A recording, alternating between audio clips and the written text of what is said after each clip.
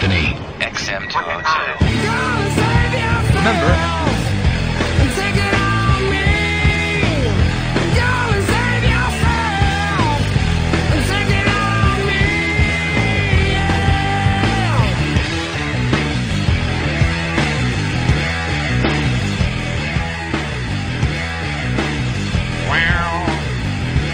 let's go to the phone and say hi to the cooler.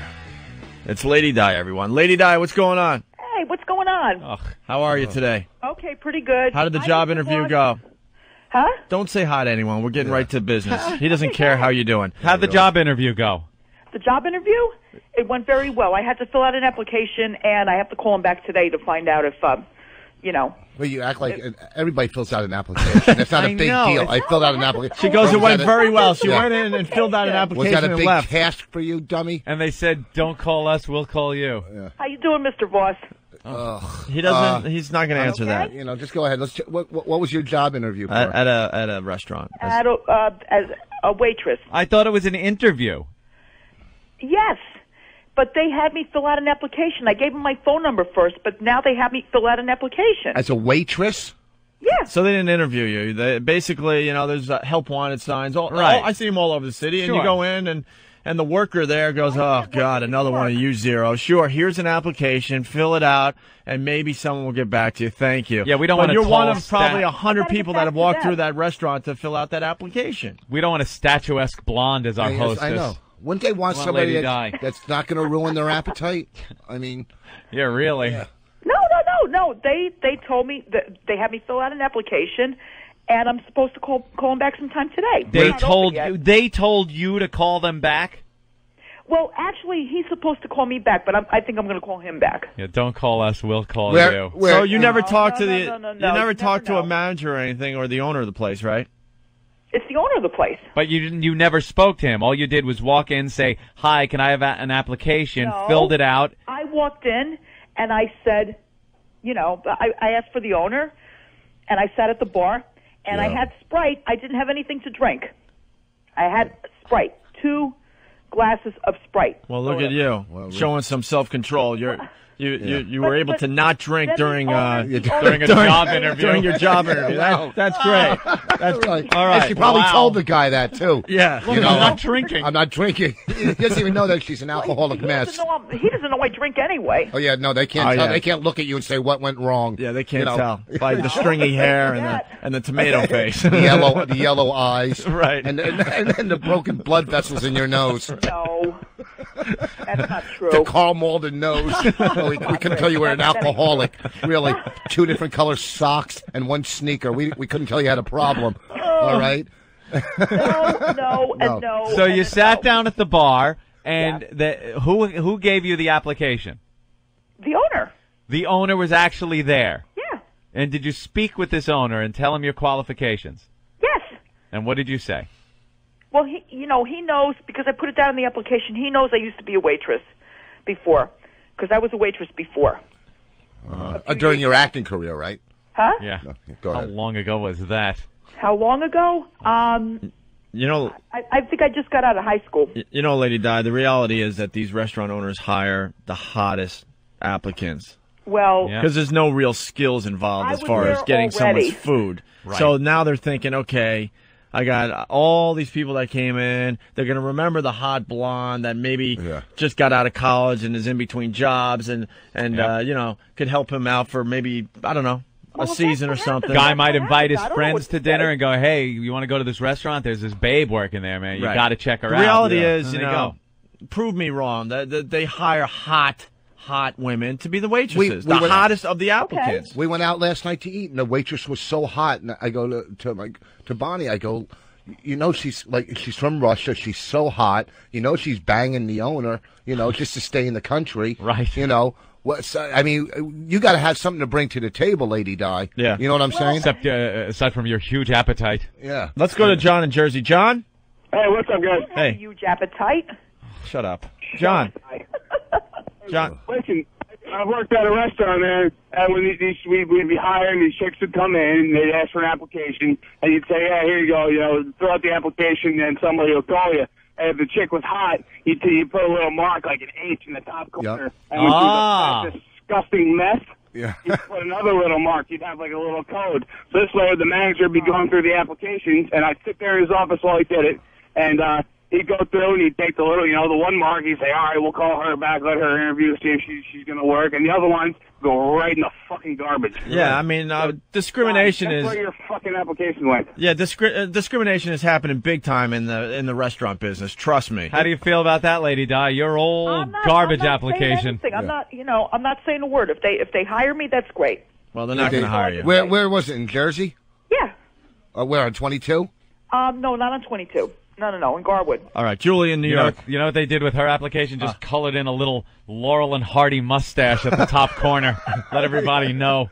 Oh, please. She probably handed in with gravy on it. Guys, we have a real girl calling the program. A girl! Julie? Hey guys, hey boss. Hey, what's Hi, happening? Julie. Hi, Diane. Listen, I don't usually have much sympathy for people who don't want to find a job, but I do manage a temporary company, and if you are truly interested in getting a job, I'll give Steve or Eric or whatever my phone number, and you can call, and I'll set up an appointment for you. Oh. And what is this line of work?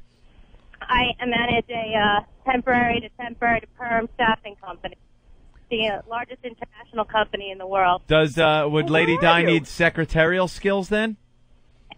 Some. So we would test her to see what she's capable of doing. Probably hot tar or roofing. She's capable of drinking. We know that. Yeah. How is that? No, Could she get a temp job drinking? Well, give your interns one of the phone number, and then I'll call her.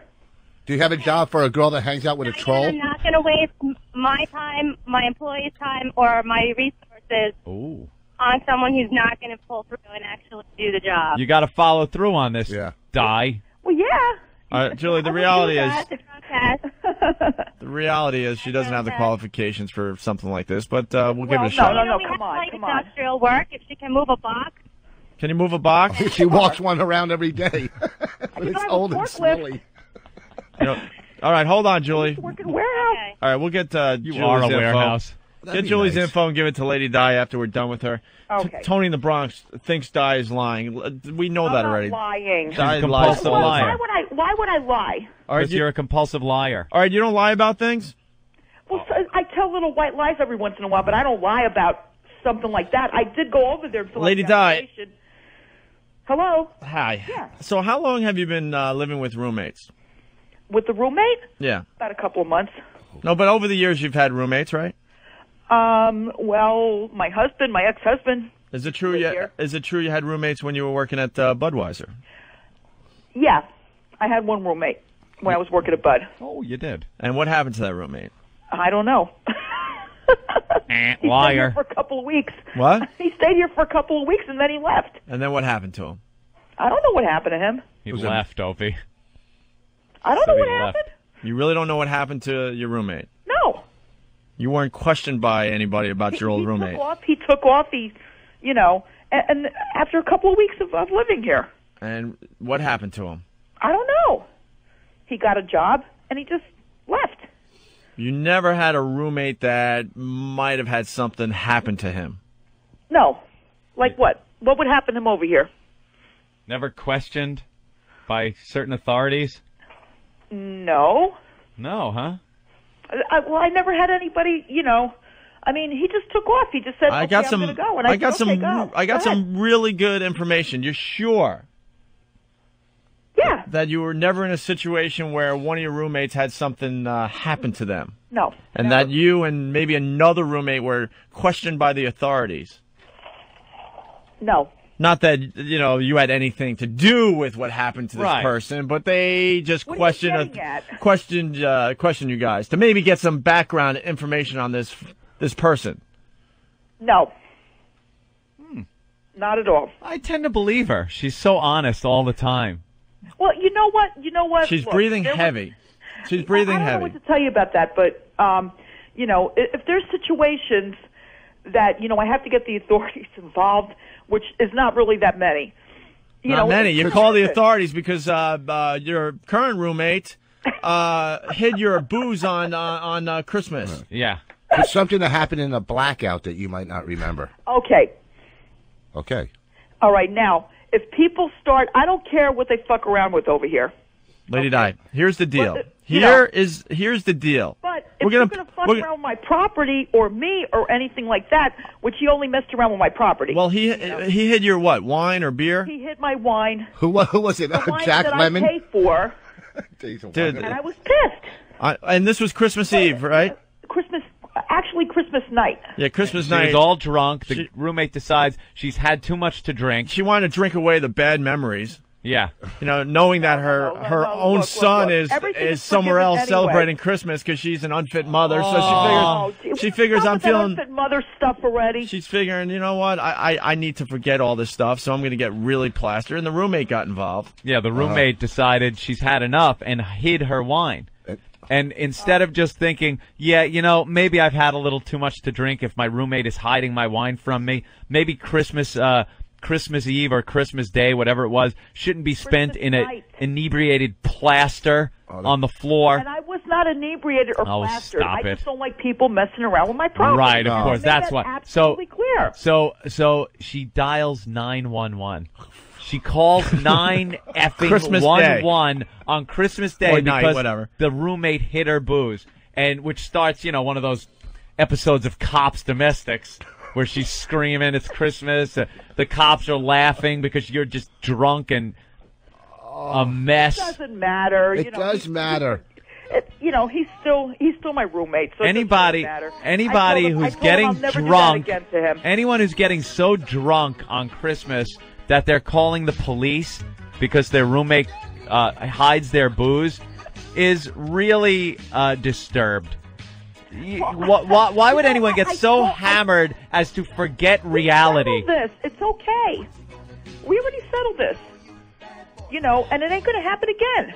Well, no, because he doesn't live there. If you take charge of your own life and maybe if maybe you'd stop this insanity and drinking and fighting through the greenhouse looking for the bottle, and then maybe things would turn around. Maybe, no, listen to me, stupid. All the excuses and all this crap, my roommate did this and that. Well, if you put yourself in that position, if you take control, maybe you wouldn't even have to worry about if they're going to hire you at a diner, okay? Maybe you'd have something else, because, all the fingers you're pointing at everybody else, they're all coming back at you. You point one finger, you're pointing 3 back at yourself. Thank you. That was that's my little thing, First of all, it's not a diner that I applied to. Well, whatever it is, whatever it is, you got to understand something. Where is your life headed? You have no career. You have no skills. Yes, I do. You're looking at a restaurant waitress job that girls take when they get out of high school or college while they're working on their lives. This isn't somewhere you end up while you're middle-aged. What are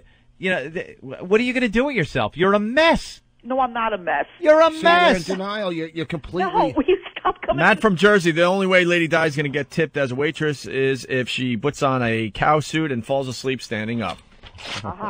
So listen. He's sending in the same joke he sent in the other day. Oh, really? No. The exact same joke that was sent in the other day. I need to pay more attention. Listen, I put in also for warehouse jobs. All right, Lady Di. I did that. All right, this isn't the reason why we got you on the phone today. We're going to play a little game.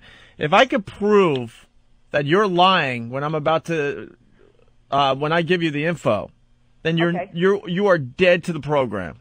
Oh, come on. Dead to the program. Now, what's that supposed to mean? So, with that said, what's that supposed to mean? Did you ever have a roommate where something happened to him and you guys were questioned? Yeah. Now it's yeah. No, it's yeah. I got really. Tell you? Listen, I got really good info. So we're gonna gamble. Go ahead. You either tell the story, or if you lie about it and we find out that it was true, then you're dead to us. We're sick of your lies. I'm not lying to you. So instead of me giving the info to the entire country, why don't you tell everyone what happened to one of your old roommates? She says I'm not lying, yet she said, no, it didn't happen, nothing, and now... Wait, hold on. The old roommate that I used to have over here left. Okay. No cops were called, nothing. What happened to him? He just left. He got a job and he left. That's it. How do you get a job if you died? No one died over here. Well, not over there, maybe. No one died, period. You never over had here that I know of. You never had a roommate that died. No. And the police came over to question you and maybe somebody else. No. Well, I got to find the email and talk to. All right, Di.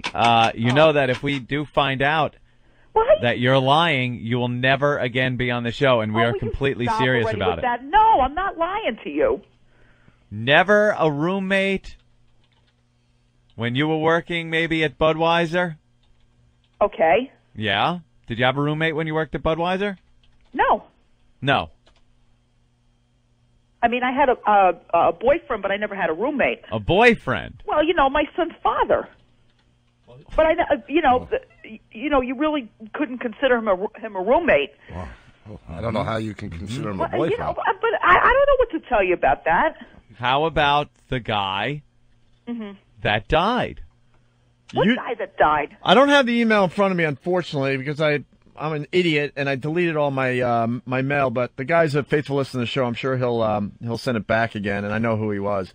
But it was some guy. Come on. It was some guy that worked with you at the Budweiser plant that wrote me and says he swears that you had a roommate that ended up dying, and there was you and another roommate that was questioned.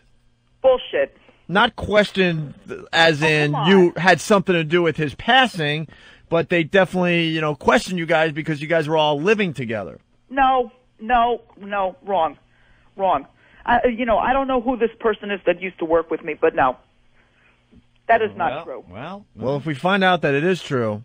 Well, you can find out whatever you want, but that's not true. We will have no more use for you. I never had two roommates anyway living here at the same time. Huh? I never had two roommates over here. How long have you been where you are right now?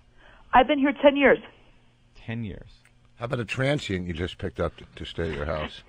Yeah, maybe you're I've been both here drunk for 10 together. years. Before that, I lived in Elizabeth. You were sitting next to Faye Dunaway. No, I've been here for 10 years. Been here 10 years. I'm a drunk mess. Originally I was married and my husband was living here. My ex-husband was living here. No, there's something going on. There's definitely something going on. Oh, shoot, I just hung up on her. What an idiot. Good. Glenn from New Hyde Park. Hey, guys. This fat slob 2 seconds ago said she had a roommate when she worked at Budweiser. Now she says she didn't. She lies like it's a constant barrage of lies. I can't stand. I hate her. She's an awful, awful human being, and I hope she dies. Punch it out. Just call her Lady Lie now. It's not Lady Di. Lady Lie. Well, all right. We'll get to the bottom of it. This guy swears it's true. Oh, we'll do our research. Andre. I just woke up to this again. Every morning I hear your stupid voice. She's gone. Oh, no, wait. She's back. Hold on. All right. She should be gone. Hold on. We'll put her on with you. Hold on. Please, go ahead. Because today she cried. Lady Di. Yes. What happened? We got cut off. Oh, yeah, cut off. Cut your head off. Phone probably got cut off. No. First of all, I never had two roommates live, all three of us live together. I never had that. I never did that. I understand you. That's why they wouldn't want to live under the same roof as you. What? My God, shit man. On the rug. Did you know someone that died? Brother again? Yes, this is stupid. She's so stupid. Why do you keep calling? Diane, why do you call? Him. Diane, why do you call this show? Because why? I want to call the show. Why do you call the show? No one wants to hear from you. No one wants to hear from you. Just like your son. They don't want to hear you. Excuse me, don't bring up my son anymore. Come on. How old's your son, Diane? He's 14 years old. Leave him alone. No, he's not coming home to you, and that's the best idea for him. No. And you got a Puerto Rican saying that? You were absolutely wrong. He's never coming home to you. You understand He will be back here. He's no good at your house because you will beat him. What? You will get drunk, and he'll be in the worst get off the phone. You understand? What's wrong with you? Do you have any kids? You probably sell him on the black market for money for booze. What? You understand that? You are an unfit mother. You are an unfit, horrible mother. He's 14 years old. Leave him alone. Head enough bombs a better mother than you. You understand that? No. And that's the truth. Stop it already. You are a terrible mother, and he will never. Stop it! Stop! Because you will. Do I have to argue with you? For booze, you will trade him on the street. I would. No, I yes, would not you will do that. Because you are a drunk and you don't know any better. And you better not go marry that too, because she's gonna go right down your throat. What is she fucking babbling Threw about? you I out. can't take this stupid idiot. Because you know why? You know why? Because, are you there? No, he doesn't need to be. He there. hung up on you. Look, Yeah, he was done good. with you. I'm glad he hung up he on did me. a great job. Look, that's, He made a great point That's about selling Marion's your son on the street for godson. booze. that is Marion's godson. So? Okay, so... And you think she's honestly proud?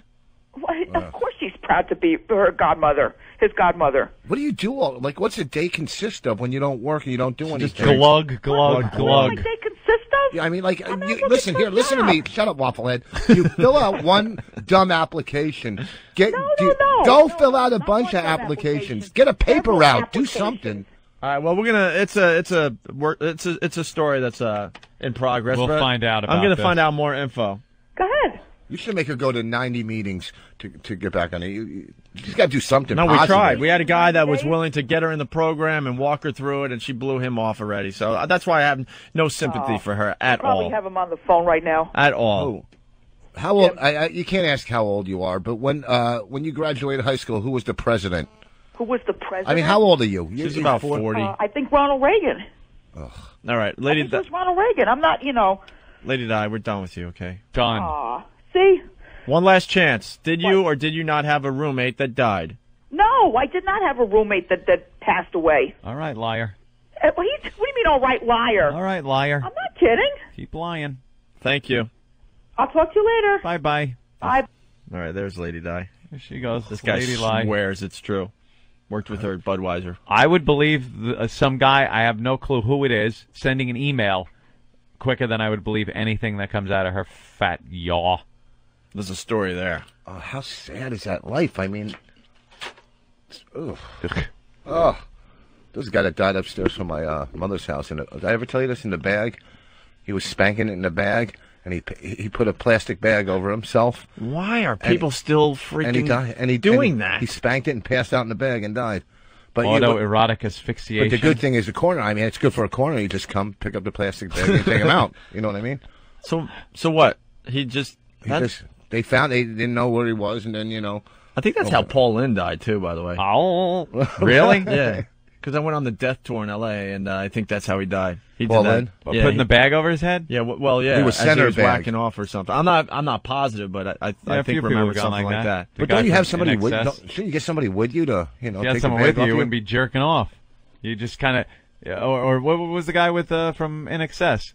Like put a belt around his neck. Oh, they put it on a doorknob and kind of put his weight on his neck and was cranking himself. But then he must have passed out, and now he's hanging.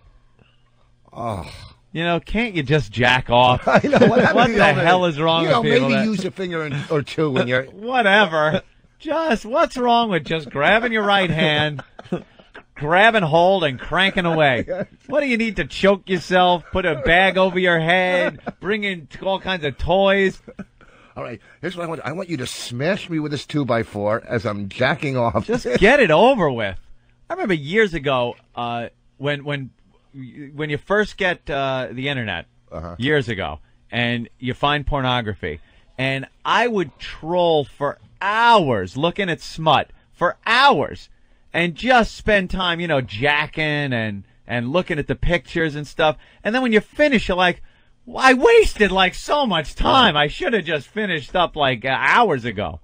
And you wind up wasting so. Just grab hold and just give a few times. Get it over with. So you can move on with your life. Move on. Do something. Go fill out some job application. Get your son back. You make a really good point. Sometimes you just spend much too much time and energy jacking. Yeah. My friend would take the government blocks of cheese, and he'd put a hole in it, and he'd put it in a microwave and warm it a little, and then he'd bag the government blocks. Warm cheese. Yeah, but he was a heroin addict, so he went to pour in the microwave, and he didn't realize that he left the government cheese with a hole in it. Nah. I'm not lying. If I'd call him right now. You can ask him, Joe. Oh. And did you have a roommate that died once? No, upstairs the guy died. No, I know. All right. Well, Anthony, we got some propaganda audio. Yes. This was the stuff to rally the troops, rally the nation. It Back was in the olden days. It was heard on regular radio. Back when they smoked Luckies. That was a really funny bit yesterday. So the first song we're going to hear is Remember Pearl Harbor, better known as Wipe the Jap from the Mat. Can you imagine if we did this today? The outrage that would be out there? Why can't we put out an Iraqi song where we sing about how we got to, kill the towel heads?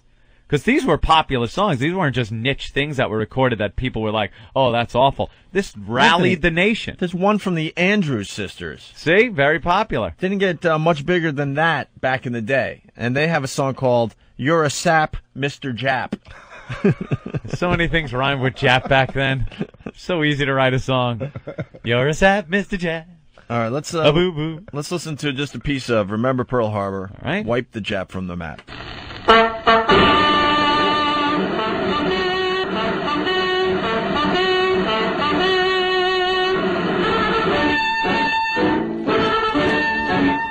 Remember Pearl Harbor when you sight down the barrel of your gun. Remember Pearl Harbor, never stop till you drop everyone. Give 'em bomb for bomb, give 'em shell for shell, kill 100 rats for every boy that fell. Remember Pearl Harbor, wipe the Jap from the map, give 'em hell. Brush your teeth. Brush. Oh, sorry. Sounded like that. Down on the wide blue sea, a warrior isle of sunshine lay so peacefully. Then from the sky without warning, the vultures swarmed to attack. Hiding behind their peace talk, they stabbed our boys in the back. Remember Pearl Harbor, every hour, every day that we live. Remember Pearl Harbor, and the crime we can never forgive.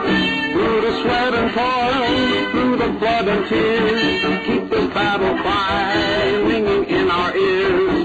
Remember Pearl Harbor, let the song keep us strong through the years. All right, enough of that. So remember Hiroshima. Yeah, I think we won in the end. I think I know how that turns out. I think we persevere and remember Pearl Harbor and barbecue a couple of 100,000 of them.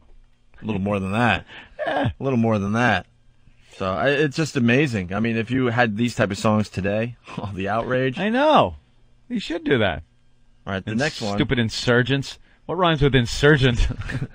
Maybe that's why there's no songs. They give the enemy stupid names now. You can't. How the hell are you going to do that? The next one, just a piece. We're going to have to slap the dirty little Jap. We're going to have to slap the dirty little Jap? And Uncle Sam's the guy who can do it. Of course he is. Written by Bob Miller, performed by Carson Robinson, typo, hopefully. Who wrote Slap the Little Jap? The idea there. It goes on forever, but... of course it does. I smell bit, Anthony. I smell bit. Yeah? I think the listeners are talented enough to come up with some current propaganda songs. A little few titles for Iraq? Yeah. We're going to have to cracky the dirty little Iraqi? But you have to have it sung in this fun-loving way like they did back in the day. Back then, they could dance to that. Lovely. I don't know. I just loved it when we were all just openly racist.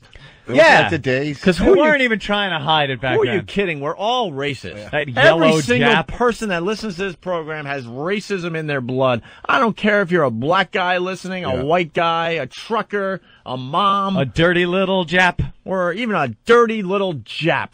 We are all racist. The problem is that we just make believe we're not nowadays. Back then, it was open. People didn't care. Man, I used to hang out at the Legion with my dad when he was alive, and man, these guys would just trash each other. Of course. There was a Jewish guy there, a black guy there, a Polish guy, an Irish guy, an Italian, and these guys would just go at each other's throats. They all walked into a bar. Yeah, they had the best racist jokes that they just would pound each other with. Yep. Pound each other. And my dad explained this is just how it was when he was growing up. Yeah. The good old days when the clans just hated colors. Remember that? They expanded. I remember what? See, that's the problem. The bell is the problem.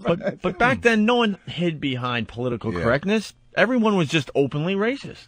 Even in war now, you can't be racist, which is hysterical. Oh. You're over there, you're killing people, which is good, but you should at least, be allowed to write little ditties like this. Yeah. They did it back then. The Japs came over and bombed Pearl Harbor, and they wrote some songs about it. And, it wasn't like that nice little Asian gentleman needs a talking to. Right. No, it was, got to slap the dirty little Jap. Well, we have to be careful with the coverage. We were talking about this a while ago, but it was brought up on TV the other day. Another suicide bomber.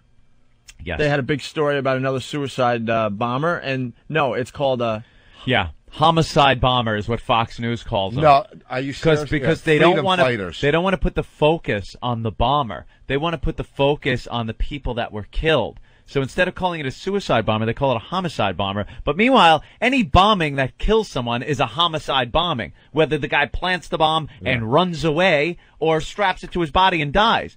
The thing that separates it is the fact that the suicide bomber is blowing himself up.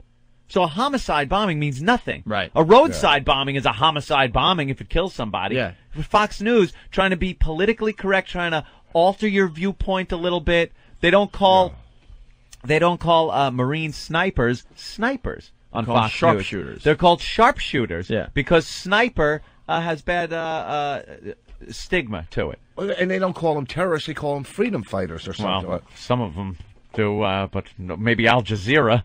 Who calls them freedom fighters? I don't know. They don't call them terrorists. They call them something. I'll get back to you on that. Get back to me on that one. You go in the airport, you get checked by Arabs. Are checking me. Really? You never seen at the airport. Oh, I've seen that. They're checking me to see if they have it. What they're gonna do. Yeah. We were in L.A. in the airport. They had a sign in American, and then they had a sign under it in Arabic. Why? Really? I'm not lying. A big, whatever. Don't do this, do that. In Arabic and American. That was good. Anyone that reads it, you can see who's looking at it and sweep them right up. Oh, that's a good. Take them in the back and work them over with the phone book. Yeah, whose eyes are going from left to right? Yeah. See whose eyes or is it right to way. left? Or how do they read? Reading that drivel. Ugh. How do you read that? It's backwards, right? Oh, they're all backwards. So it's right to left, starting from the bottom, working their way up. I don't know. All right, we got to take a quick break because I just noticed that Mark Patrick is on the line. We want to talk to him about some football and other things. And then we'll get back to more of these songs. We got a few others. We got Your Sap, Mr. Jap. They like that sap thing. And Goodbye Mama, I'm off to Yokohama. You can use that one. Goodbye Mama, I'm hunting Osama. There you go. Something like that. I'm feeling a bit, though. I'm smelling it. I'm smelling the bit. What is Patty doing? Brand new propaganda songs. You sure you're smelling the bit? Or oh, no, okay. No, we took care of the earth thing already. All Sucker right. Patty is outside the studio. Yes, we'll talk to her as well. Quick break, and then we got Mark Patrick next. Learn to play poker with the Opie and Anthony Show. No. Oh, God. She spilled my chip. I'm sorry, sir. Okay.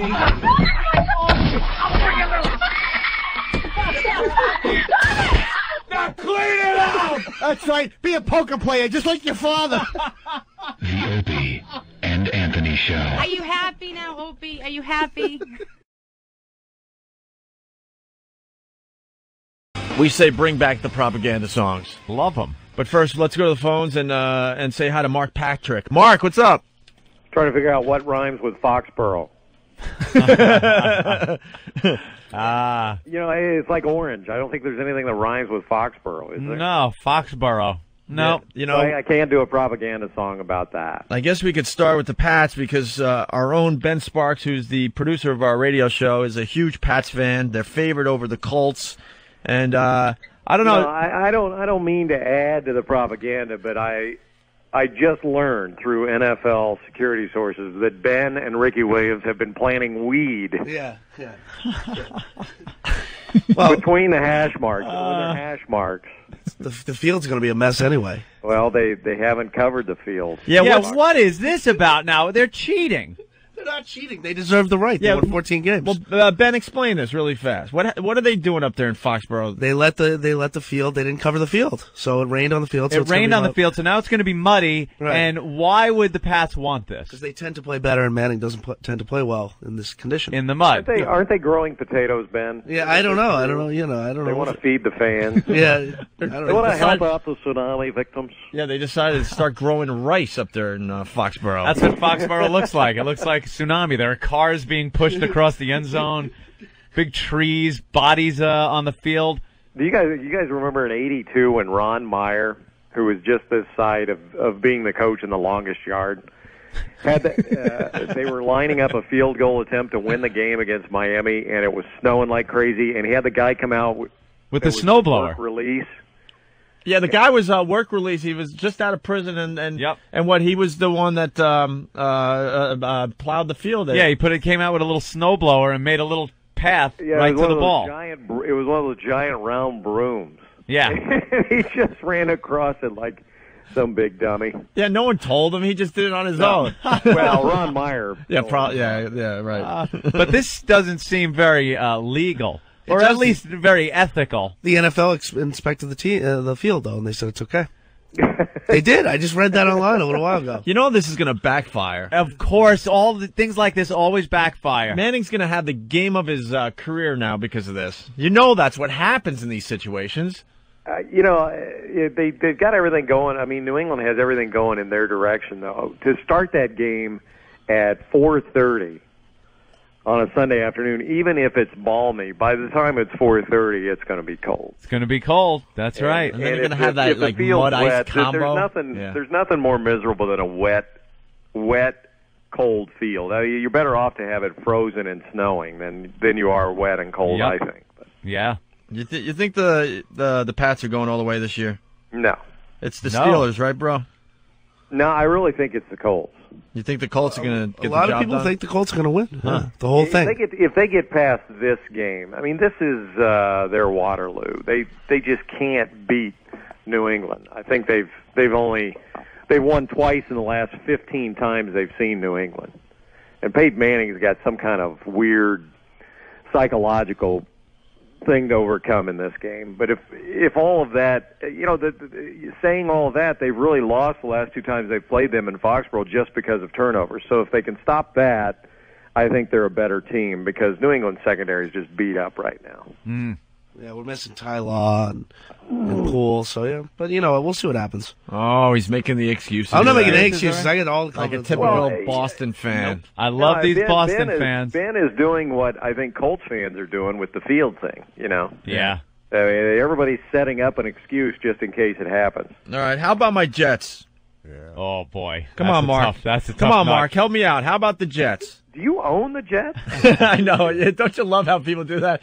Don't you love when, for example... When they beat San Diego, they became my Jets. Oh, yeah, I know. I understand. And had they lost, it was those damn Jets. We do make fun of that. Like when the Red Sox won the World Series, everyone was calling Ben, congratulating him like he had something to do with it. Yeah. And Ben just said just now, he's talking about injuries to the team. And he goes, well, we lost. We lost. We lost. That's true. I did say that. We, us. We do get carried away with our rooting, thinking that we really do have something to do with it. But if Pittsburgh, you're known as Leon Hess for most of the time, it's just your radio name, right? If Pittsburgh takes out Pennington, they don't have a backup quarterback. I mean, because Quincy Carter's not even going to be with the team. Yeah, what's going on with all that, Mark? Quincy Carter is his mom is ailing, but they think he'll be back for the game.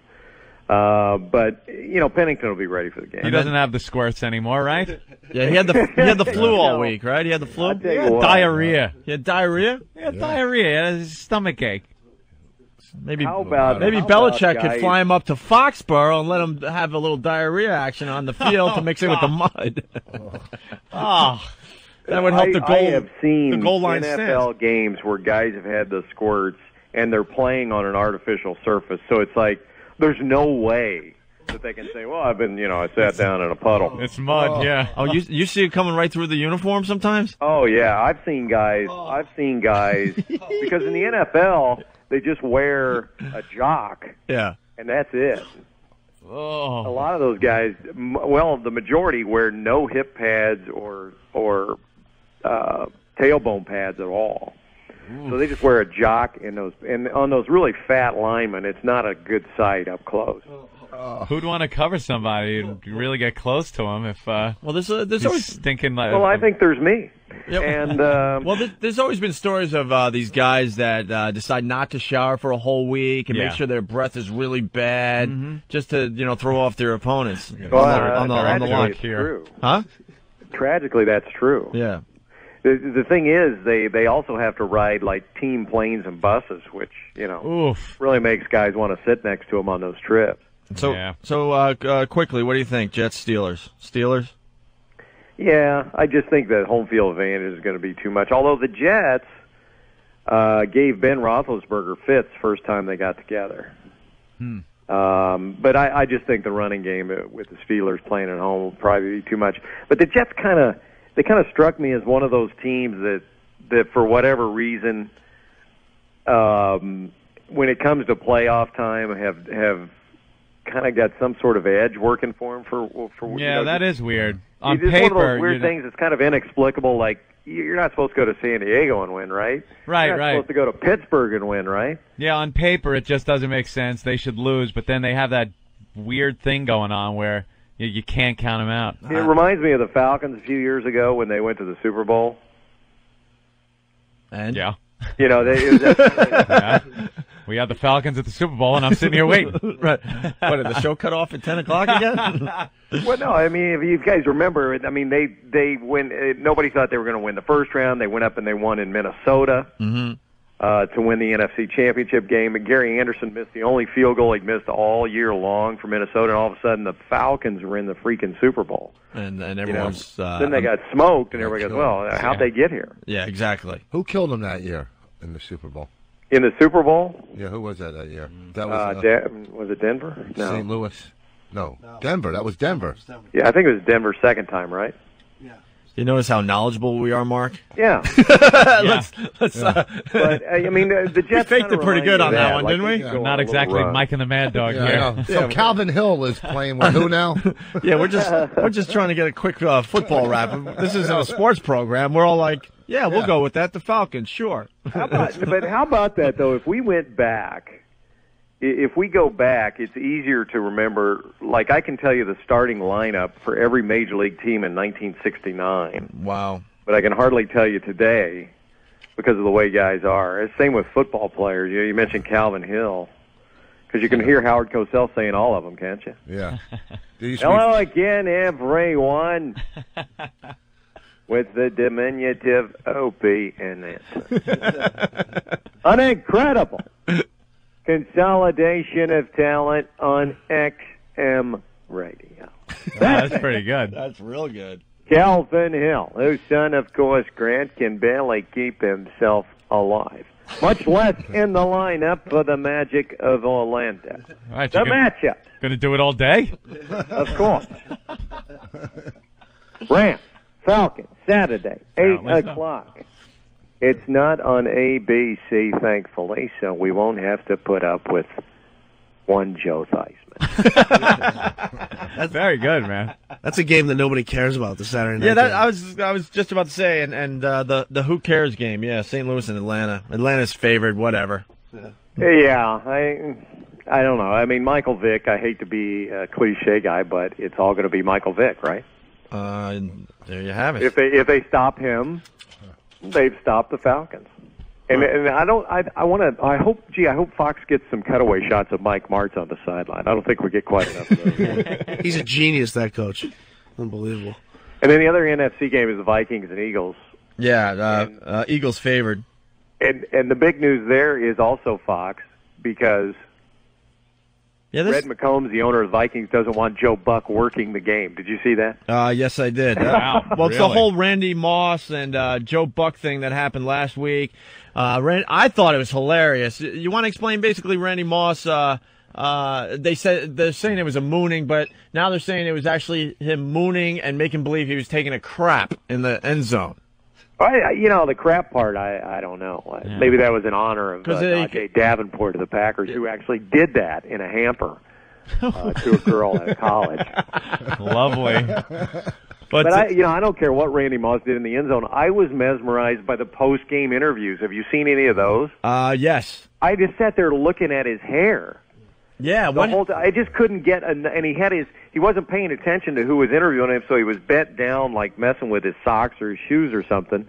And he's naked at least from the waist up, but his hair is the only thing you see in the picture. And I just kept waiting for him to pop up and say, "But we won."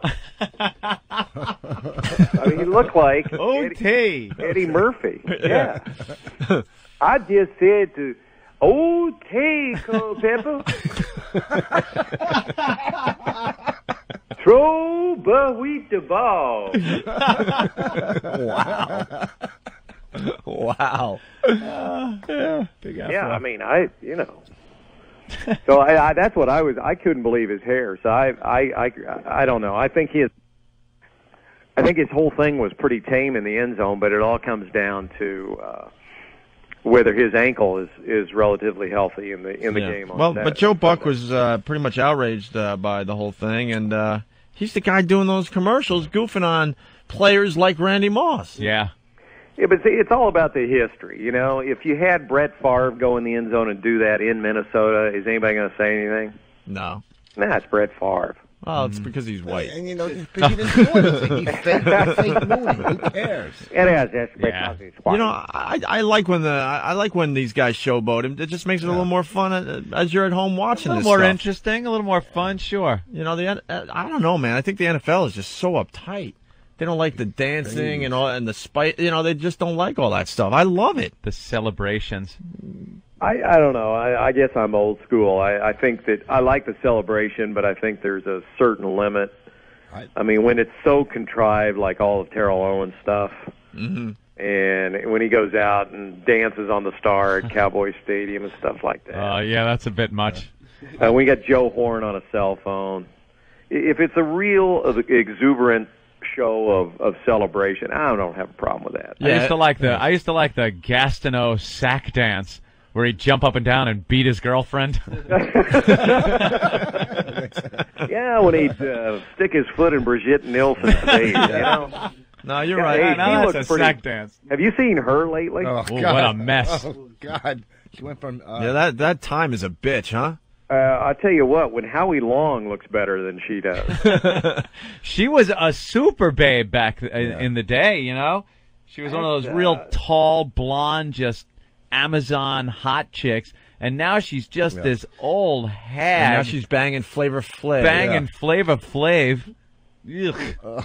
I mean, you can't tell me that silicone doesn't ooze out and cause some kind of aging problem somewhere along the line. Yeah, she didn't hold up too well at all. But, all right. All right, man. Hey, Mark, thank you so much for helping us out with our football coverage. Oh, well, I think now that we've got it all decided what's going to happen, I would imagine now they won't even play the game. Because we know. There's really no need to now that my Jets and my Patriots have been taken care of in this room. Yeah, we got it in the bag. All right, so you're going with the Steelers, you're going with Atlanta, you're going with Philly? Yes. The Eagles over Minnesota, and the Colts over New England. Yes. Very nice. All right, we'll remember. Anything you want to plug? Well, don't forget that MLB's new network starts on XM sometime first week of February, we think. Yeah, that's going to be a lot of fun. A Yeah. lot of fun to check out. Cool. Any of the XM MLB staff be on steroids? Well, as a matter of fact, we have steroid testing, not like the new steroid testing policy in Major League Baseball, but we have to be on them. Yeah, that went down today, actually. Yes, the it did. The new steroid policy in Major League Baseball. Yes, Bud Selig has been very, very demonstrative. Doesn't that kind of get you when you see this get tough policy, right? And the guy that comes out and announces it sounds like Droopy Dog. The little worm. Yeah. We're getting tough on people like Barry Bonds and Jason Giambi. No more steroids. Oh, that's great. Yeah. One thing I found out, though, they're not going to test or they don't do anything for amphetamines in baseball. Isn't that odd? A little odd. Yeah. I'm always amazed that the things that are against the law aren't tested for. Yeah. No problem if you want to, snort up some crystal meth and go out there and whack a few at the wall. But I think we're going to see some home run records. I think we've seen the last of a lot of these home run records. Yes. These big guys are just not big anymore. I think Barry Bonds is going to lead the league next year with 28 homers. 28. We're going back to the old days now. Because Anthony and I, we talked about this a couple weeks ago. These guys are running scared. Some of these guys are popping up on TV, and they look a lot smaller already. Emaciated. Well, I tell you what the interesting thing was with the human growth hormone, which was everybody just says steroids, but it was really this human growth hormone. Yeah. What it did was make their heads huge. Is that it? Seriously. Yeah, some of these guys. Barry Bonds went from more. There used to be, I know guys that work at New Era, the hat company that provides all the hats for Major League Baseball. Yeah. 10 years ago, there was one player in the big leagues that had a hat size of 8. And it was Bruce Bochy, who's the manager of the Padres. He just naturally had a head that they used to run NASCAR races around. I mean, it was big. Zimmer's hat wasn't that big? Who? The Zim. Oh, no. Zim's hat's got to be giant.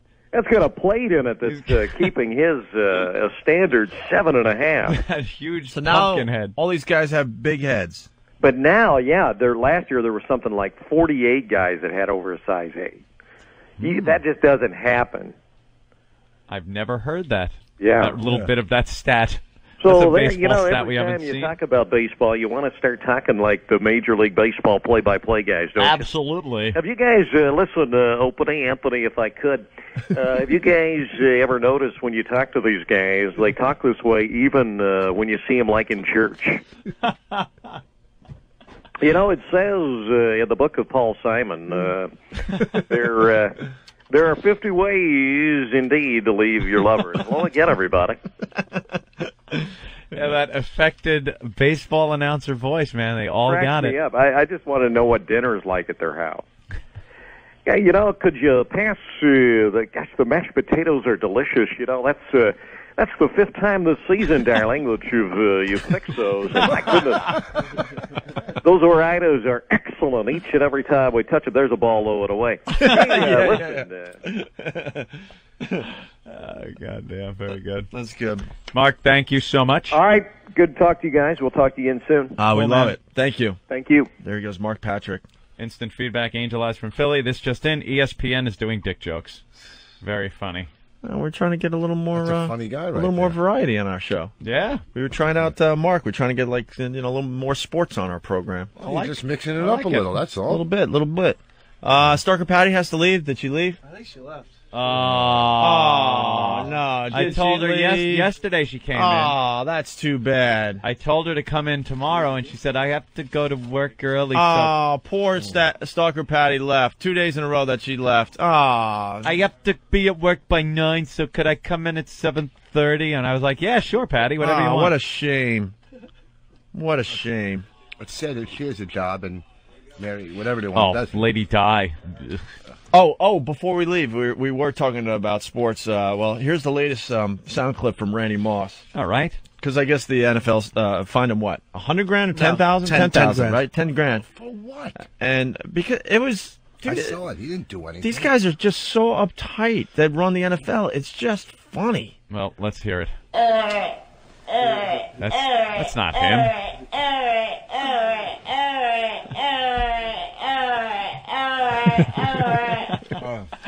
You drunken midget.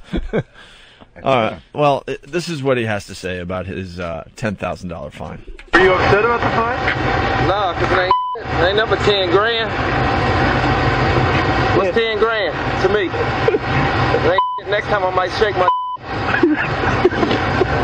All right, someone's got to explain what he said. Oh, my God. He goes, that's 10 grand. That's nothing to me. Dude, you know how many times he's got arrested, all the problems he's got in? He's a punk. And I think he said, next time I'll shake my dick. Yeah. Oh, that's what he said? Something like that. Yeah, he's a problem. Time, I think I read player, somewhere, man. next time I'll take my dick out and shake it or something like that. That's what he said, shake my dick. All right, let's try it again now. It's just a quick clip.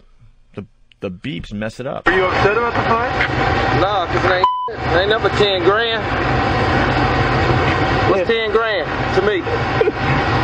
Next time I might shake my. Yeah, what's 10 grand to me? That ain't shit. He took a water bottle. He sprayed water on a ref once. Then he got arrested. He's got himself into trouble before. This guy didn't come from the NBA, did he? No.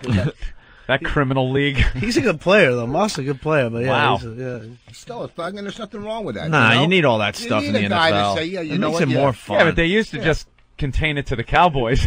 I know. Now it just seems like every team has this thug mentality. They can apologize, The guys at IBM don't apologize. What's 10 grand? 10 grand. I give that to my friend Bub.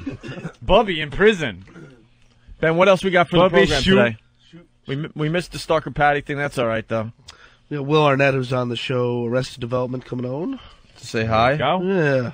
More Rich Voss. Is Jim Norton checking in from Chicago? Yeah, what the hell, man? I saw him on the hotline for like a second. I'm sleeping. Then he heard Voss, and all of a sudden, I swear to God, the phone hung up. So I don't know what that, No, he knows I'm here. No, I know, but Called him the other maybe day. we just want to, see how his flight was. And It's not like walking in on your chick with some guy just because he calls up and Voss is sitting here. Who's that?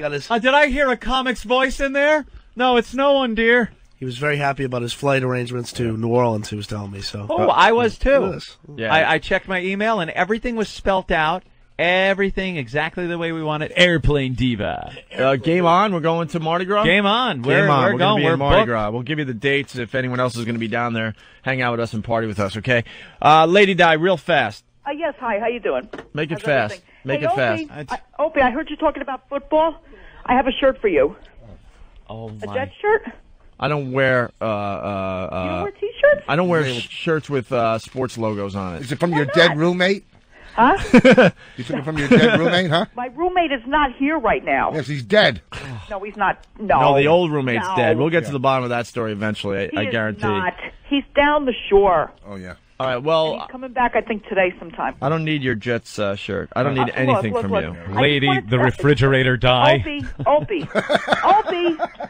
I wanted to let you know, I talked to Marion. Please don't say anything about my son anymore, because she's not happy about that. Oh. Are you there? I don't care if she's happy or not happy about anything we do on this program. How about not being happy with the fact that he's going to grow up? How about the fact that you can be not happy about the fact that he's growing up without the love of a mother that is incapable of taking care of her? Here you go. Of him. He has all my love. Here you go. Boy, I really spit that out eloquently, didn't I? If you don't want us talking about your son anymore, Yeah. you stop calling the program, you become a distant memory, and everyone is fine. Okay, Mommy dear. Here, look at Mommy dearest. Because it's gonna. Everything is okay with Mommy my son dear. and I. But it's gonna. Strap him in. You call the show. Okay. We will be talking about your son. That's the choice you make. But the thing is, they're not saying anything bad about your son. They're saying bad things about you. Your son's probably a great kid. Rich, I understand that, but Okay, you know, your son's probably a great kid because Yeah. someone Get out else of it. in You your know. extended family realized there was a Yeah. problem with you, and decide, well, we got to take the son away from her so he has a chance at a normal life. Yeah, who decided it wrong was with that. time to take the kid away from you, Di? So I applaud that doing person in good. your family. Di, who decided it was time to take the kid away from you? The kid doesn't did. matter. You know you're the drag in the family, right? Every family has one person that people are like, oh, God. yeah.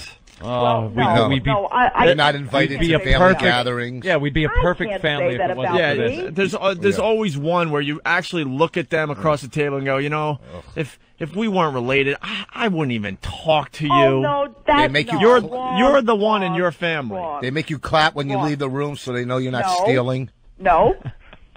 And they have No, to they don't do they have that. to fake it during the holidays. So, Lady Di, how's the job hunting going? Lady Di, As call they me nervously Diana. kind of look at you like, I already know the answer. She's a drunk You were slob. you were the reason why they invented re-gifting. No. Because nobody goes out and buys you anything.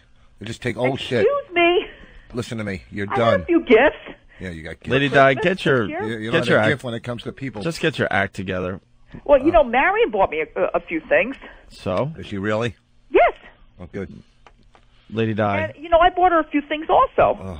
as Anthony used to say, Lady Di, not only No, Not on- you said that. Not only a name, a good idea. No. Goodbye. You're the one. Enough. no. One of my favorite things Anthony has come up with. Unfit parent. All right, we're going to get back to some of these propaganda songs. We got, are we going to get to the Michael Jackson thing? God, some of that stuff that's coming out. Where did my prep sheet go? And also, this guy's going to prison. Also, we got to talk about Paul and Yoko. They're at it again. And, maybe we'll get into that next because that's just crazy stuff. Yeah. And also, I don't know, as we go to break, someone reminded me that there are current propaganda songs out there. Yeah. Our old pal John Valby, who I think is playing Jersey tonight somewhere. He doesn't need a plug. He sells out wherever he goes, but it would have been nice if he called and said hi if he's in the area. But as we go to break, I think we have a little ditty from John Valby. The unfit mother wants to say one more thing. Yes, unfit mother. Excuse me, I'm not an unfit mother. Yes, you are. Come on. First of all, right now you should be out job hunting, not calling a radio station. All right, Opie, listen to me. Are you there? Yes, unfit mother. Okay. I'm not an unfit mother. If you were a fit mother, Listen, why isn't your son with you? My son is staying with my father. Why? Because you are not fit. Because you are not fit to care for him. No, and that's normal? I am fit. That he should be with your father? Your father did such a great job of raising his kids. Look at you. You're a mess. No, I'm not. All right, the kid's going to grow up with an alcoholic mom. He's going to be, listen to me, he's going to have eating disorders, become codependent. He's going to have problems because you didn't show him. I'm telling you, I know the deal. Hey, is he acting feminine at all? Look. Is your son acting feminine at all? No. No? Because I tell you, with everything that's happening to him, you're guiding him right into a gay lifestyle. I'm telling you, he did the same thing my mom did. He's very much a boy, believe me. Yeah. He's okay. Unfit mother, hurry up. We got a big TV star that's waiting to get on our program. I wanted to let you know that you're the one, when we were in Belmar, you're the one that wrote down Lady Di, not just a name, but a good idea. Remember that? What? Oh, my God. When you signed the picture for me. Right. Well, from now on, I'm going to sign, because she asks for autographs all the time, I'm going to sign to the unfit mother. Right. No, don't do that. Get a life. Will you be nice? Unfit mother. All right, look, whatever. No, I'm not your an life. Mother. Take your life. No. She's the kind of person that says, New Year's, this is going to be my year. And you're thinking, why? You've been a loser for 39 years. Why is it going to all turn around? But you can make it turn around. Years. Well, however old you are. Figure. Who knows how old you 42. are? Yeah, to the second power. You're going to die and no one's going to care. That is not true. No one's going to care. Not even your son. Life. The guy at the liquor store. Your son doesn't even know you. Here's the reaction after Lady Di dies. Oh, boy. Oh. What is wrong with you? Oh, at least when I die, I get the next I'm going to live a very long life. Oh. All right, Lady Guaranteed. Di. Thank you, Lady Di. Thank you, unfit mother. I'll talk to you later. Thank you, bloated liver. There she goes. The cooler, everyone. No. The cooler. Rich. What? Hey, Will. Hi. I'm sorry you had to hear that. It's Will Arnett from Arrested Development. He's probably trying to figure out what the hell that was all about. Oof. That was crazy. I've never heard that Lady Di, not only a name, but a good idea. Yeah, we love that one. Yeah. This lady's a mess. Her name's Diane. I don't know how it ever got to be Lady Di. I don't know. She is just a waste of a human. What you got going on, Will? I hear Arrested Development coming out on DVD. Arrested Development came out on DVD. Yeah, it's a couple months ago, right? Doing pretty well. I have to spit it out like a promo robot. Please go to your store and buy it. Blah blah blah. The show critical acclaimed. Yes. What? It's very actually, it's really it's a good show. It's a real good show. I do watch it. We've had some of the critics. There's one guy we don't have, but I'm working on him. Who's that? Some dude in Canada. Oh, stop right there. Yeah, you can stop right there. It's a Canadian. They don't count. I'm technically I'm Canadian. Yes, technically, but where do you work? Where do you earn that money? Exactly. Where do you live? Right. I don't get paid in multicolored bills anymore. You're from Toronto? Yeah. Yeah. Oh yeah, look at that. We go there from Toronto. We go there occasionally. Toronto. It's a good time. Listen, it's a good time. I don't want to alienate the 4 people in Canada who watch my show. I got to tell you, Montreal kicks Toronto's ass, though. Montreal's a good time. As far as hipness and coolness and really hot broads. girls. Oh, yeah. Oh my God, Montreal! If you want to go out and have a great time, Montreal is the place to go. Oh, Crescent Avenue, is it? Yeah, yes. Here's the deal. Anthony and I have been in Toronto, and we've been in Montreal. Yeah. When I'm walking around the streets of Toronto, I feel like I wasn't living in the 50s in America, but I feel like that's how they dressed and acted. Yeah, for sure. But then you go to Montreal, and they're just rocking and rolling, man. The girls are showing a lot of skin. Yeah. There's peep shows and strip clubs all over that city. Montreal's kind of like what America should be like now. And America's kind of going back towards more of being like Toronto. Yeah. I definitely agree with you. And Montreal, Montreal, you go, nobody gets to the club till midnight. They dance all night.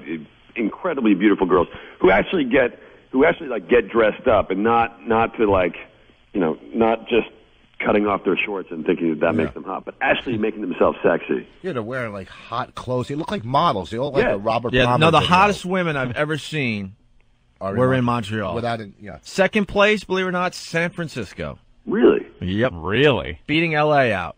Sure they were yes. women? Yes. I believe that. Yes. I think New York beats L.A. out, too. Yeah.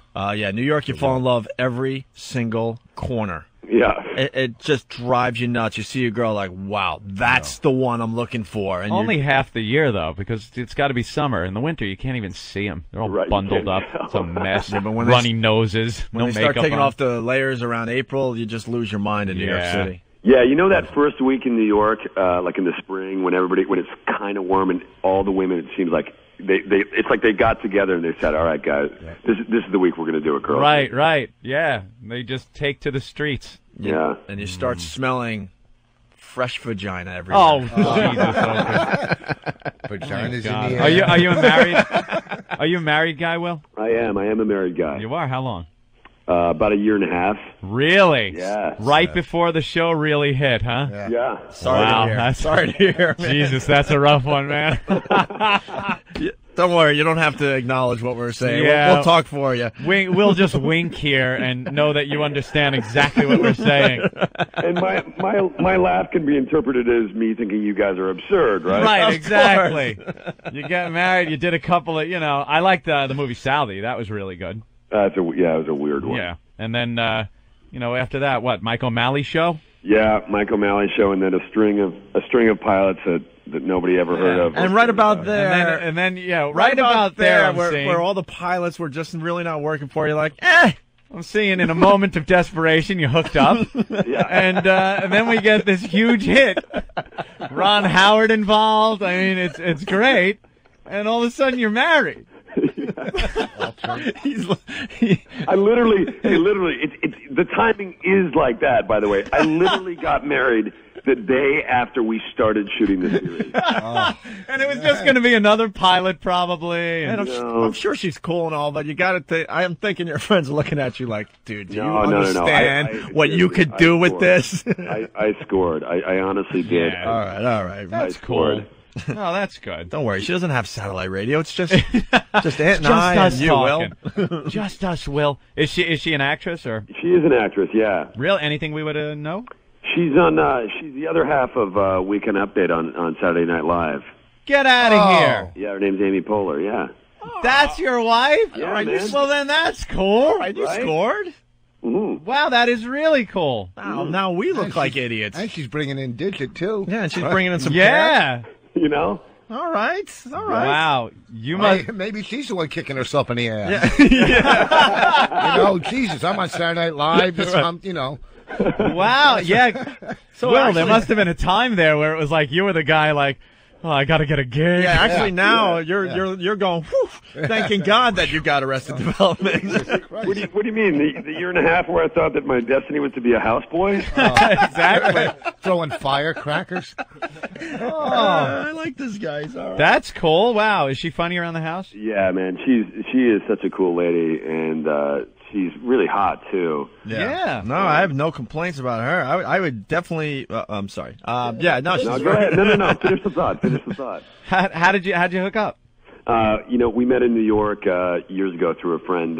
She does. She's been involved in improv comedy for a long time. She's got a theater in New York, and just kind of met through friends. Wow. Why isn't that as publicized as like Brad and Jennifer? Yeah, well, I had no clue. Who was a better agent? Because neither of us makes $20 million a movie. Yeah, they're not following you around wondering when you're going to have a kid. Following you on vacation. None of that. That's my mom's job. Yeah. Have you ever had the paparazzi in your face?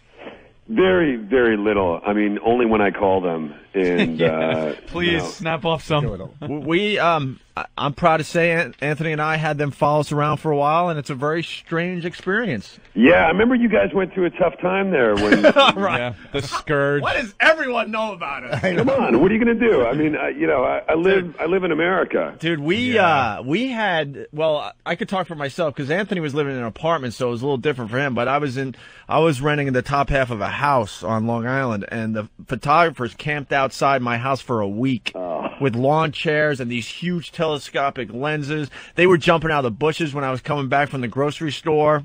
It's crazy, right? It was insane. One day, it's a true story, I just wanted to leave my house. I couldn't figure out how to do it because they had all the angles covered.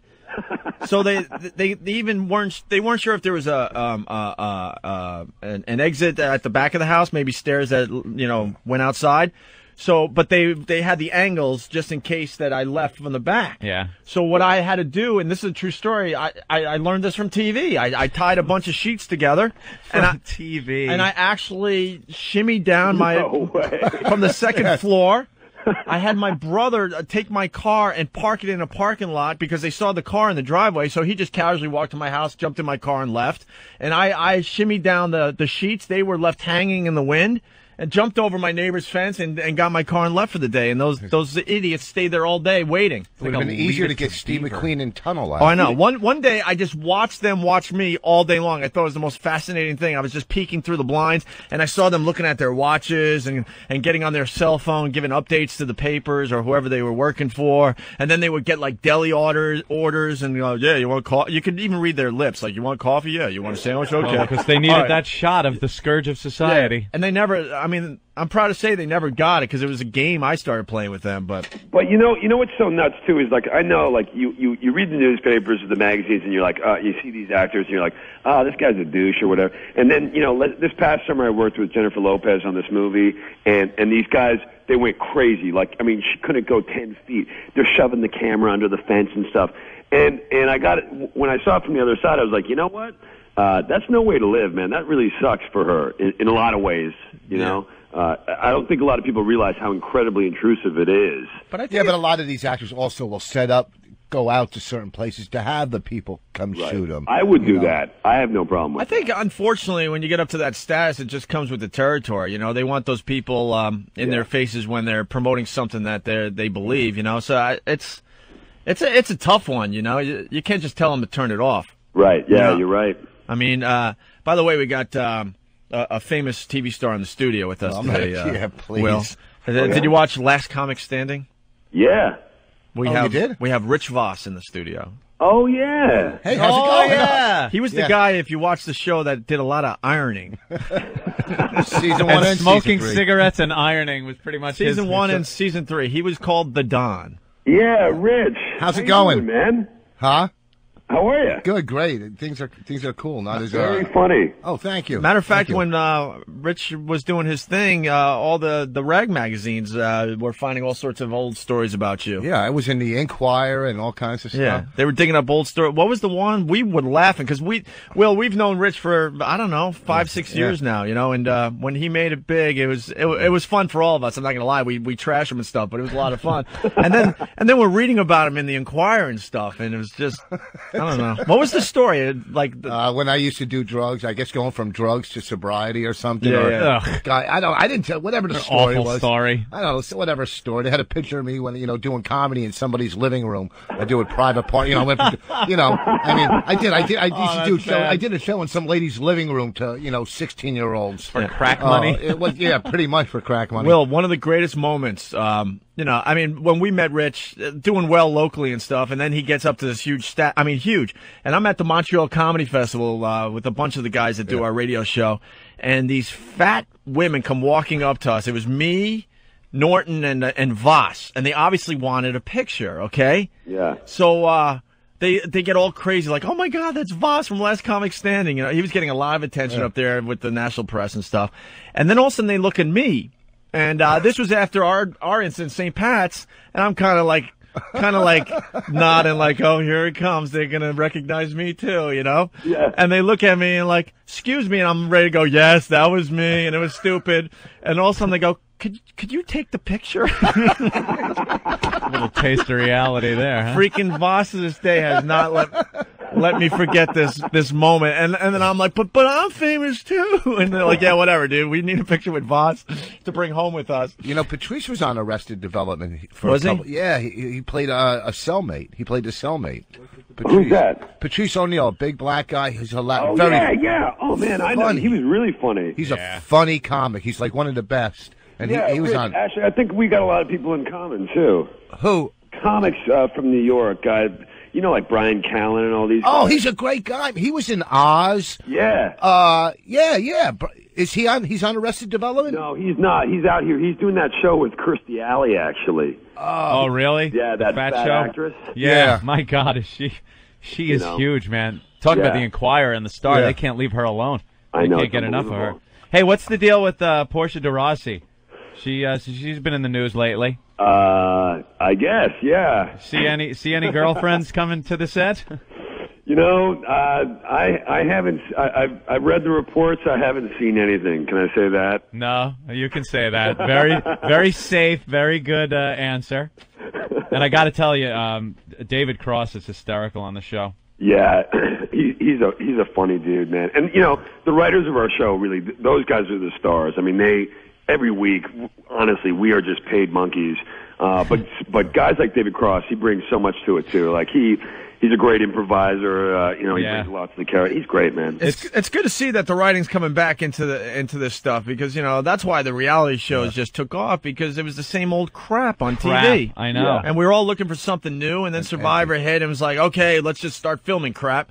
But with the Arrested Development and the good writing, it gives hope. Everybody does know about. Yeah, sitcom. It's shot differently. Yeah. It's really, you guys are very talented. The actors and actresses on it, and the writing, man. It's like it's a lot more cutting edge than anything else you see. They're willing to take the risks and chances and not worry about insulting people or offending people with some of the content. And it's something you don't really see out there. It's a really, really good show. That's what people want to see, Edgy. They're sick and tired of seeing it. We don't care about Will and Grace and all that crap, They want to see Edgy. Cookie cutter, I can sugar-coated honestly say crap. I've never seen an episode of Will and Grace. But why do you think people watch HBO and Oz and Sopranos? They want to see what's they don't want this. Yeah, you're right. You're totally right.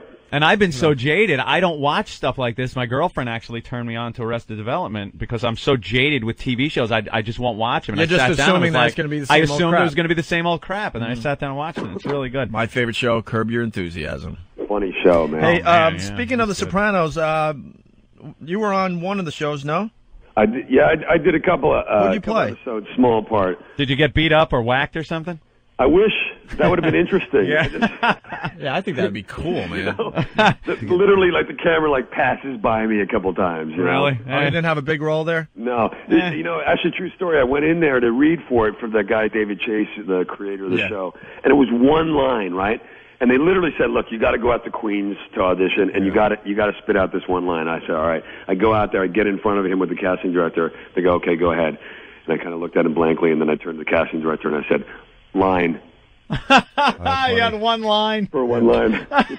Wow. That's awful. I figured screw it. Went on, and he laughed, and I got the part. So what the hell? Oh, that's funny. That's Walken's wife or something, the casting person for that, right? Yeah, Georgianne Walken. Yeah, really nice lady. the first season I had 3 callbacks, and I went in to read. I go, I know I'm getting a part. And I stink at acting. If they were for Sopranos? Yeah, the first season. If they were doing a movie about me, I probably wouldn't I'm telling you, I stink. So I'm going to read, and she starts reading my lines, right? I'm going, I'm done. And I didn't know what, now I would just ad lib or say, what the fuck are you doing? Yeah. But back then I was scared and nervous, choked up, sweated. I was a mess, started sweating. She was married to Christopher Walken, who was in, Pulp Fiction doing it. And I'm in there trying to get a line. And get me out of here. I can't tell me auditions you walk out. I walked out of it. I just wanted to kill myself. You should have. Yeah. Hey, Will. Yeah. Thanks, man. Well, thank you, guys. Really fast, though, there was one other thing I saw in your bio here. Celebrity Poker Showdown. How'd you do? Anthony's big time into the gambling online. And, I love poker. And watching... Oh, man, I tell you, I really... I played all right, but let me say this. I got beat. This is the worst part, is you do a show like Arrested Development, and you hope that people like it, and you know that it's a quality show, and it's tough to get ratings and stuff. And then I'll be like eating in a restaurant in New York, and a guy comes up and he goes, "Hey," and I think that all of a sudden he's going to go into like, "I love the show," and he says, "Man, I can't believe you folded that pair of 10s." I'm like, thanks. Oh, that's classic. Who'd you lose to? Peter Facinelli. Okay. Do you know him? Help us out. I know the name. You know, he's married to Jenny Garth. He used to be on a show called Fast Lane, and last year with Bill Bellamy. Bill Bellamy. Blah blah blah. And nice guy, whatever. He had a poker coach in the stands. Oh Christ! They Come canceled on, that it's show. a game. Yeah. So I mean, what am I going to do? Yeah. Are you in New York or L.A. right now?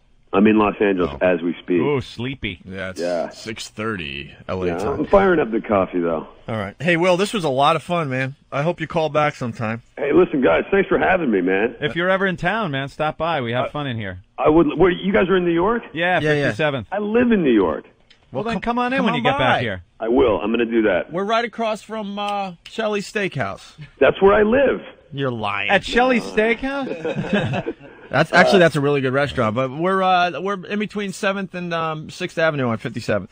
Let's do it up. All right, so we want to promote the DVD? DVD coming out. We got a new episode airing on Sunday. Yeah. Okay, cool. Great show, man. Arrested Thanks a lot, Development. guys. Really appreciate it. Nice to meet you too, Rich. Take care, man. Tell Brian I said hi. I will. There he goes. Will Arnett, everyone.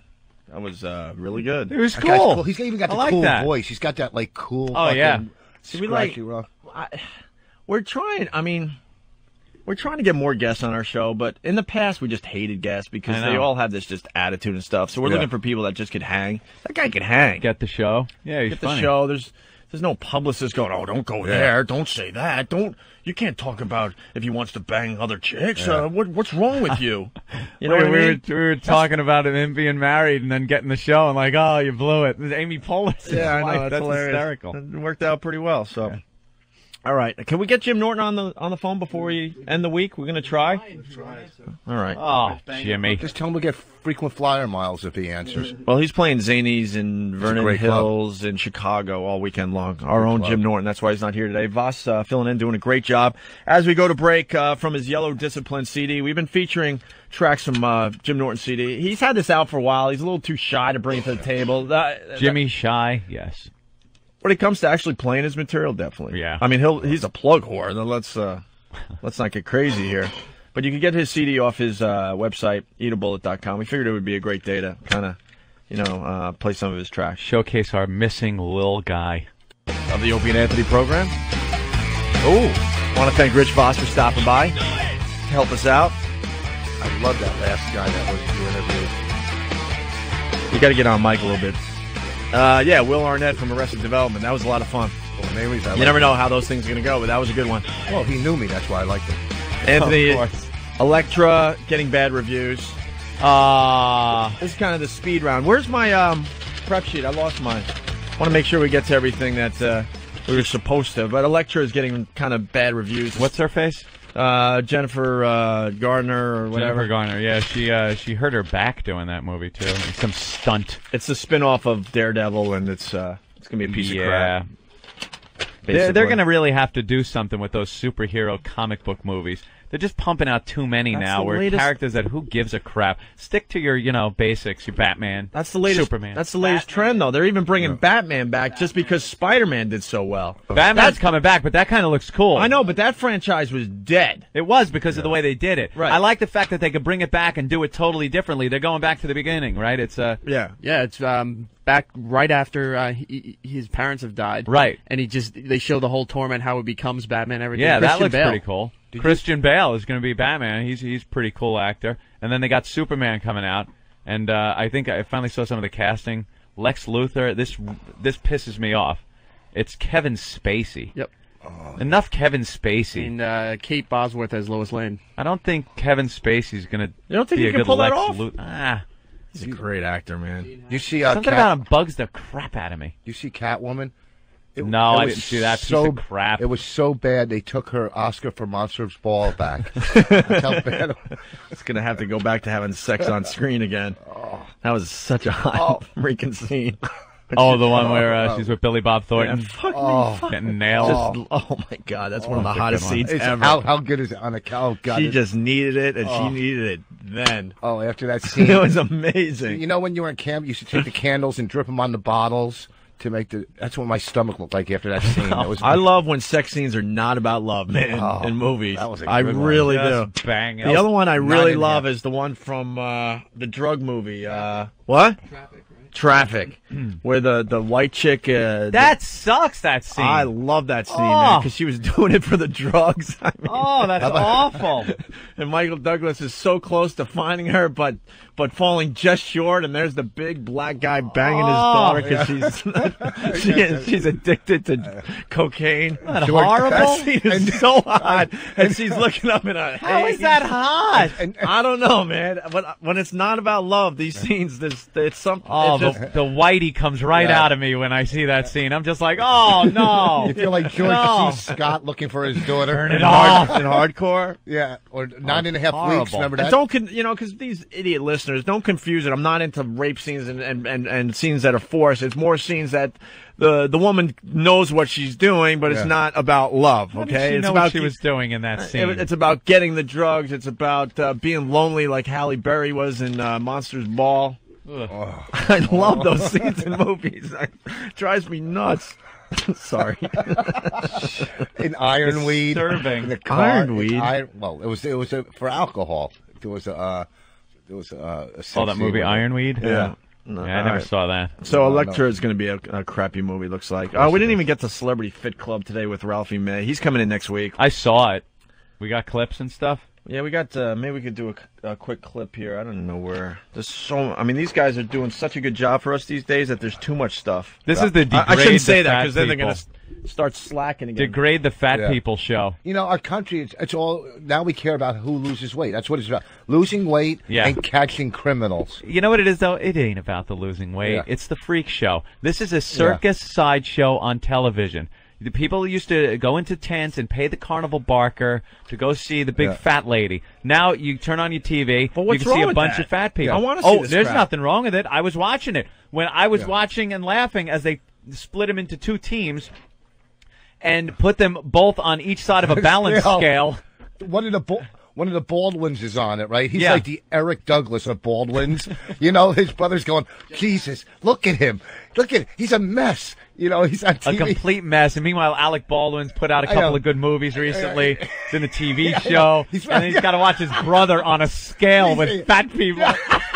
He did one of the best monologues in Glengarry Glen Ross, and his brother standing on a scale with Kim Coles. Scale with Wendy, the Snapple girl. All right. He just did a scene with Dustin Hoffman and Jack Lemmon, and his brother's up there. His brother's standing on a scale on VH1. He's doing sit-ups next to Biz Markie. That is life stinks. Oh man, that is awful. That is funny. I was digging the show. I was watching it. Yeah, cool. I think I called Ralphie May out on this. Maybe not on the air, but maybe off. I don't remember, but I did. I brought it up to him because they have that footage of him underwater. Underwater, man. They only film that because it looks absolutely awful. He's in swim trunks. Listen, you know, he's got no shirt on. Ralphie took his clothes off when we were at the house on Last Comic Standing. You couldn't see his unit. It was like a meat mud flap hanging over his unit, right? I've gone out to dinner with Ralphie many times. Yeah. I'm telling you, we went to a sushi restaurant. $400 a sushi he ordered. Like $400. I'm not lying. Because he ordered the baby seal. Everything's, I'm telling you. That old gag for the old listeners, Al Roker, blah, blah, blah. You know, we were watching that show, and I'm not giving anything away because it said on the show. Didn't he gain? Wasn't he supposed to lose weight or something? Yeah, he's supposed to lose weight. Yeah. On the show, does he gain? I don't know. It's what the show. I sort of come in the show. I never watch these shows, and if he's gaining weight, that's scary because he had the stomach thing done. He had. Listen to me. One, that show, he's got. You can't lose. He should weight. have his kitchen staple. Well, that's my line. All right, Ralphie's around. I mean, he's a great around the country. He sells out his race. But here's the thing. Ant Well, he is does the do the host. black humor. He's. I saw him at Caroline's. I thought he was hilarious. Ant is the host. Ant's the host who's. I'm telling you, every time he speaks, Liberace rolls over in his grave. Oh, I okay? know. Rolls over, butt up. You know, horrible. He is. I can't stand that guy. He is Ant? so unfunny. He's not funny at all. Sorry, not funny. It's that over-the-top gay act that just, sorry, it's being done already. Look up Mario Cantone. Yeah. And outside last conversation to me, he said to me, he goes, "Am I a hack?" What? What? To the third power. Do you have to hack mean faggot? I know. Do you have to ask? Oh, hold on, Baldwin's going back on the scale. We got the audio of Daniel Baldwin going on the scale. Oh, we do? On this new show. Let's take a listen. Daniel, your weight tonight is 264 pounds. How do you feel about that? That's high. That's You high. may appear to be the fittest and most athletic member of the group. Yeah. But your blood work actually reveals a different picture. You're on the very brink of diabetes. Wow, that's very scary. My mother was diagnosed with latent diabetes in her late 50s. It tends to run in families. Is Alec Baldwin sitting there watching this, just wanting to slit his wrists? Just like, what? I work hard to be an actor. I'm doing, and there's my brother standing on a fat scale, being told he has diabetes on VH1. On VH1. And a lot of these stupid rubes that watch this show, they don't pay that close attention, so they're thinking it might even be Alec Baldwin on that scale Right. because they look close enough. If you put those three brothers together, it's like the evolution of horrible in this poster. Just VH1, then a horrible movie, and then Alec Baldwin. Alec Baldwin. Who was banging Kim Basinger, and this guy's probably hitting on the Snapple girl, like you said. Oh, Wendy the Snapple girl. Snapple girl. The next weigh-in is Judge Maybelline from Divorce Court. Yeah, she's the divorce court judge. You saw the show last night? Yeah, I was watching it. They're standing there, very judgmental. The judges, whatever they are, they're sitting there on this panel, and there's this huge lighted scale. A platform, really. It's not even a scale. It's like a truck where the trucks pull up on the highway, and they stand on it, and then a little digital readout comes out in front of one of the judges, and he tells them their weight. And they're all like, "Oh yes." It's a very somber moment, very serious. You're not supposed to laugh. Meanwhile, like I'm home with my chick taking bets on what it's going to be. It's got to be over 3 bills. Got to be over 3 bills on this one, man. Wait, didn't you see when they were on the balance scale at the end? Oh, at the end is the best part. Yeah, it's not the balance. But then they put him on this giant Ant comes down and go, and let them know the biggest balance scale ever. And they load him on and talk about as a team, they're both like 1 ton each. It's horrible. And they put him on, and the scale tips over one way a little bit. It's the kind of scale Colombians weigh drugs on. Yeah, it's giant. It's a giant balance beam scale. Balance scale. All right, here's Judge Maybelline getting weighed in. Good evening, Judge. Good evening, Dr. Katz. Please step on the scale. Doctor. Oh, my God. Do I have to? Ha ha ha ha. They all You made gonna little announce to the scale world? jokes. Right so. Oh, goodness. They could already figure it out by Judge. looking at you, idiot. Tonight, your weight is 208 pounds. 208. You know what's great to watch about this show? When they step up to the scale, all these fatties are like trying to joke about it. Yeah. Like they're all going, all right, well, like one guy stands on 1 foot, like that's going to make a difference on the scale, and haha, and they try to get a laugh, and the judges are just looking at them because they know where that humor attempt is coming from that sad place and that fat little chest. I saw just a peek when we were, in the office before the show today, and they also are doing something where they show the person what they're going to look like if they continue. Yeah, they did down that this with road. Mia. Mia who is Tyler? Is her last name Tyler? Oh, yeah. Or did she change it? It's Liv Tyler's fat sister. Which, man, if you got to be fat, why would you have Liv Tyler for a sister? That is the most awful thing. And Liv Tyler had a kid recently, so the two sisters kind of bonded because Liv Tyler probably gained, maybe 30, 40 pounds during her pregnancy. Yeah. So look, I'm fat like you. I'm fat like you, but then, lost it in one day, and Mia's still fat, though.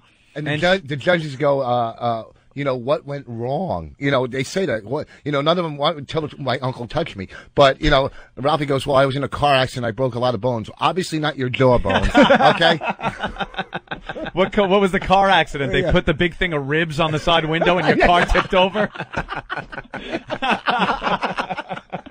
Oh. Yeah. Unbelievable. Biz Markie was up there. He took his shirt off. I swear to God, it looked like he should have started throwing feces at the camera and punching shrubbery. It looked like a National Geographic. It did. If he lost 5 pounds just in his bottom lip that hung down. Oh, Jesus. My God, what a mess. Did he have baloney tits and all that? Oh, disgusting. Yeah. Right. Big fat mess, Biz Markie. Yeah, so and then they showed them all younger in these old pictures of them, and they weren't all fat when they were kids. Yeah, because they were fetuses, the pictures. Yeah. I mean, They were sonograms, but So they showed Mia and what she's going to look like if she continues eating. yeah, they did a Gaining computer weight. animation And of her body blowing up. And of course they make it just ridiculous. Yeah. Blowing up her body. I think they just superimposed Ralphie May's body on her head. But, you know, to be unfat, they're round. They're a game on the beach. That's what they are with kids. They're round. They're opening themselves up for ridicule. Well, I mean, if there's someone out there going, oh, you know, this is a serious...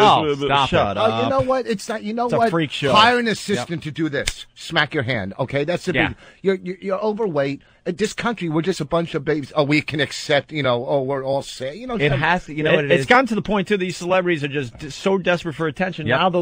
Now they'll just ridicule themselves. They present it under the guise of helping. Again, this reality show. You can't put a reality show on and actually be real about what it's about. This isn't about, let's try to help them lose weight and get healthier. It's no, let's put a bunch of fat people on a balance scale. That's what it is. Yeah, because it's not about them losing weight, because the payoff's not enough on these Right, shows. right. You know, because it's not a big enough payoff Who cares? in Right. 10 episodes. Okay, so they lose 12 pounds. Ooh. It's a big deal. No, Big it's deal. get That's Ralphie May in a bathing Yeah. suit and throw him in the pool with an underwater camera so it looks like a manatee. Yeah, a trip to Aqua World. Yeah. You know?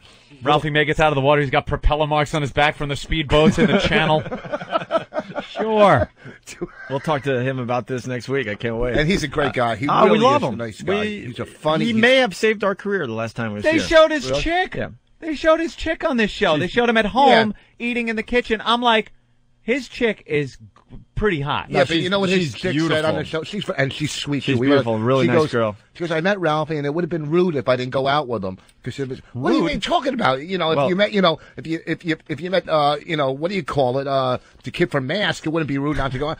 I mean, Ralphie's a great guy. He's a friend. I'm not trashing Ralphie at all. He's really my friend, and I think he's really funny. Well, she thinks that way because she's from Canada. It's odd. The chick is from Canada, too? Yeah. It's odd that you would get an attractive, skinny girl. Yeah. Who's by no stretch of the imagination even chubby. She's skinny. And it's rare that you would get a girl like that hooking up with a fat guy. Well, maybe she always wanted to be a top. What? Here's audio of Mia Tyler getting weighed. Right? Good evening, Mia. Hi. Please step on the scale. Boing. Spring Mia? shoots out. Tonight, your weight is 210 pounds. 210, baby. Over the last year, roughly, you've gained a considerable amount of weight, about 30 pounds. About 35 pounds. 35 pounds. 35 pounds she gained over the past year because she got married. That's the whole deal. Yeah, that's what she said. She married the drummer from what band? Damn it. Can't remember. Mia? Yeah. Mia married a rock star, too? Well, or whatever. And he gained 50 pounds since they were married. What the hell are they doing? I can't remember the name of the band. Molesting They'll bring it in. Yeah, really. Just eating. What do you want to do tonight, honey? Eat. All right. Let's go out and eat. Hey, and you're thinking you're thinking if you marry Mia Tyler, I'm sure you're thinking Liv is in there under that fat.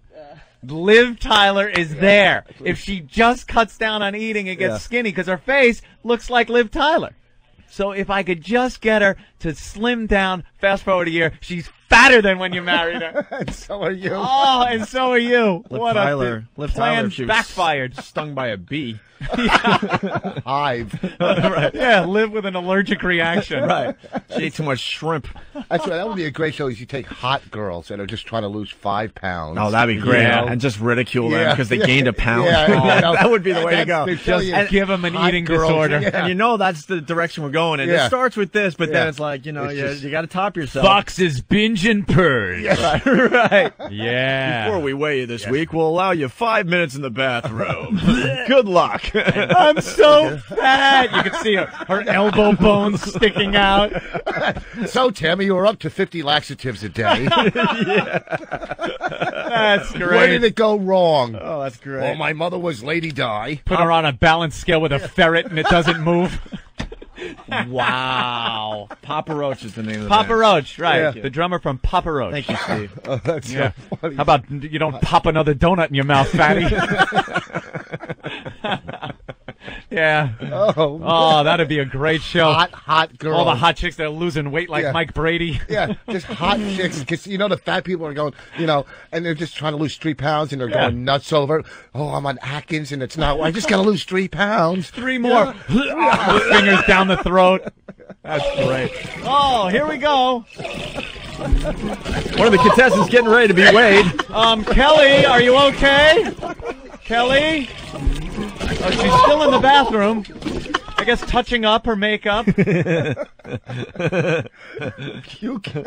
Oh, just puking their weight up. Hey, this just in from one of the guys from Whackbag, so it's got to be true. Those guys are pretty accurate. No, they are, though. The Mets manager just mentioned you on Imus, saying that he listens to you guys all the time. Stop. Willie Randolph? Impossible. No, Gil Hodges you're talking about. Willie Randolph? I don't see Willie Randolph being in our demo, do you? I don't know. We'll see what see what that's all about. Hey, That's if it's kinda cool. Omar, that's great. That new GM, he's doing a good job. He sure is. Yeah. Let's go Packing Mets go. up the Mets. Let's go The Mets Mets go. finally acting like the Yankees and buying some talent. Well, you know what? We should just play What Do We Learn and get the hell out of here for the weekend. Yeah, look at the time. We came alive the last hour of the show. Having a little bit of fun. A lot of fun.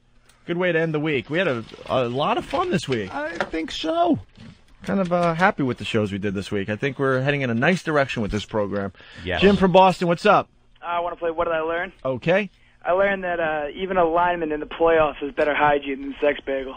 Oh, right back to the beginning. Teeth, hawk breath. It always goes back to the beginning, Anthony. Jim was listening very early this morning. If you're just tuning in and you're getting ready for the replay, yeah, the second half of the first hour gets a little uncomfortable. A little bit. Stay tuned. We're trying to clean up everything. LazyStern.com. Oh, no, never mind. That's a good site. Sorry about that. Maybe we'll get to that another day. LazyStern.com. Oh, thanks for the picture of Ant and the big fat people on the scale.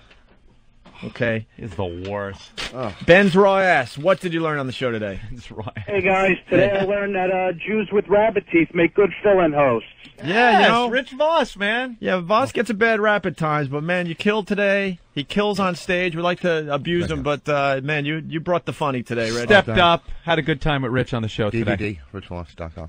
richvoss.com. richvoss.com. All right, let's say hi to Pinchy. Pinchy, what's up, buddy? Hey guys, how you doing? Good. Hey man. Hey Jewy Jewstein. Jewy Jewstein. Hey, I learned when Lady Di dies, the only person that's going to care is the guy at the liquor store. There you go. Jewy Jewstein. I don't care. Here's the sounds of Lady Di's death. Oh, so funny. Gets to the pearly gates. How are you? Yeah. Oh, shut up. Rob from Long Island. What's up, Rob? What's going on, guys? Hey. How's that cozy bear doing this morning? Oh, he's sweeter in the face than ever. Yeah, he caused a lot of trouble today. Yes. Yeah, I learned that in the first week of spring, there's going to be plenty of fresh vagina floating in the air. The smell of fresh I'm gonna fuck my sink now, guys. Bye. All right. What did he say? Bob Kelly joke. He's going to go fuck his sink. Yeah. Oh. Rich, what's up? Yo, guys, what's up? Hey. I learned that Boss's mom pushed him to a gay lifestyle. He said so himself. He did say so, indirectly. There was something going on there. Dry Hump writes, Voss killed today. I learned from Voss that it only takes a cold English muffin to get anal in Las Vegas. Yes. I learned today that the Opie and Anthony Show is the place for sports commentators to try their hand at stand-up and drive a Howard Cosell impression into the ground. That's Javalog J again. I learned today, this is Vanilla Thunder from Philly, throwing feces at the camera doesn't help you lose weight. Voss knows Will Arnett's cock is crooked because he's been swinging on it all morning. Who's Will Arnett? Who's Will Arnett? The guy. Oh, yeah. Oh, I like him. Dude, just shut up. You had a really good appearance. Don't blow it with 30 seconds left in the show. 30 seconds left. Just shut up. Don't give the message board people to give you an excuse for being stupid. I'm going to do you the biggest favor. I just turned your mic off. You had a great day. Ahead. Because that's all they're going to say now on the message board. Who's Will Arnett? Doughboy, he learned Ralphie May has a meat mud flap. He also learned Lady Di's day consists of glug, glug, glug. And Voss likes to be smashed with a 2x4 while jacking off. Chief from New York, I learned that something is wrong with Voss. He was actually funny today. Yeah, very good. Fat Mike Soprano, I learned that Voss dropped the Breakers Hotel. What? Voss dropped the Breakers Hotel and the word insurgents. I also learned that... What? Don't even try. Eric, why'd you give me that one? 7. That was...